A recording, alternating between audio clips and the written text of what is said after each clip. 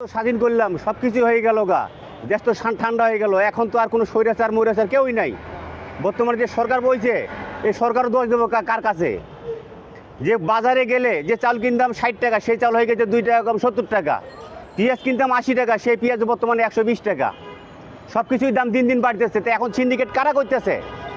এই প্রেস ক্লাবের সামনে সব জায়গায় সবাই নিজ নিজ যতগুলো দল আছে সবাই তার স্বার্থ নিয়ে কথা বলতেছে, কিন্তু জনগণের যে নিত্য প্রয়োজনীয় মৌলিক চাহিদা, এই চাহিদার সম্বন্ধে একটা দল আজ পর্যন্ত, আমরা তো রিক্সা চালাইতেছি রাস্তাঘাটে, একটা কোনো দল আজ পর্যন্ত বললো না যে তেলের দাম কমাও, চালের দাম কমাও, নিত্য প্রয়োজনীয় দাম কমাও। কোনো একটা দল বললো না আজ পর্যন্ত।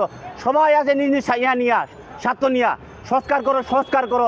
আরে ভাই, যেটা প্রতিদিন সকাল হলে যে কিনে খাইতে হয় চাল ডাল তেল, সেটার দামে তো কমায় না সরকার।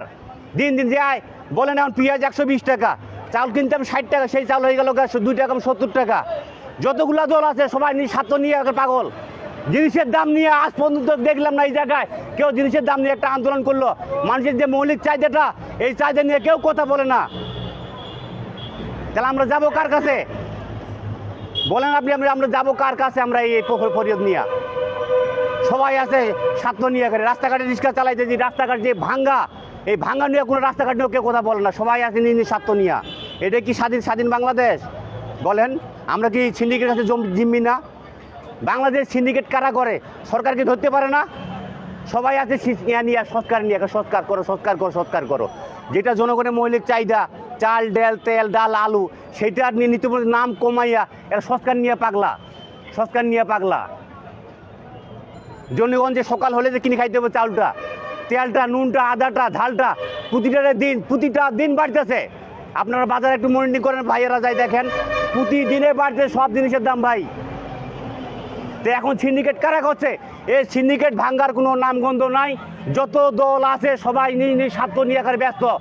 সবাই খালি মানববন্ধন, আমাকে এই দাবি ওই দাবি। কিন্তু জনগণের যে মৌলিক চাহিদা চাল তেল ডাল, আমি বারবার বলতেছি এই কথাটা, কিন্তু কেউ এই বিষয় নিয়ে আন্দোলন করে না। এই এক পদত্যাগ করাও, অপদত্যাগ করাও, অপদত্যাগ করাও।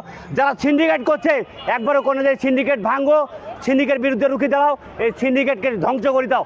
এই সম্বন্ধে এই প্রেস ক্লাবে আপনারা বলতে পারবেন সাংবাদিকরা কেউ একটা কথা বলছে এই বাংলাদেশে? বলেন ইউটিউবার ভাইয়েরা, কেউ বলছে এই কথা তেলের দাম চালের দাম সম্বন্ধে এই জায়গাটা? বলেন। আমি একটা রিক্সা চালি খাই, দিন কামাই, আমি সন্ধ্যার সময় বাজার করলে 1 টাকা থাকে না আমার। রুম ভাড়া কই থেকে দেবো, বাসা ভাড়া কই থেকে দেবো? বর্তমানে যে দেশের পরিস্থিতি, আমরা যাবো কই?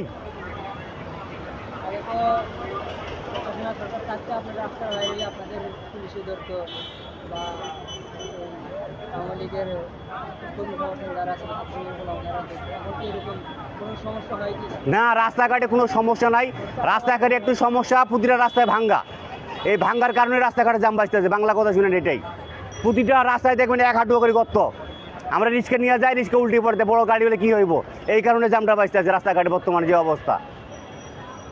কিন্তু রাস্তাঘাট পরে করুক না, আমাদের জিনিসপত্রের দাম কমাক। আমাদের গরিবের একটাই দাবি, যত জিনিসপত্র আছে মৌলিক চাহিদা যেটা আমাদের, আমরা নিত্য প্রয়োজনে কিনে খাই, সেটারই দাম কমাক। আমরা অন্য কিছু চাই না।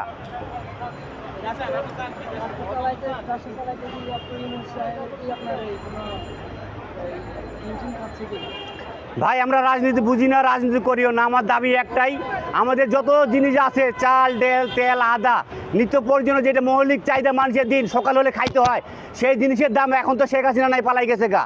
তাহলে এখন সিন্ডিকেট কারা করতেছে? এই সরকার কি ক্ষমতা নাই সিন্ডিকেট ভাঙ্গার লাগিয়া?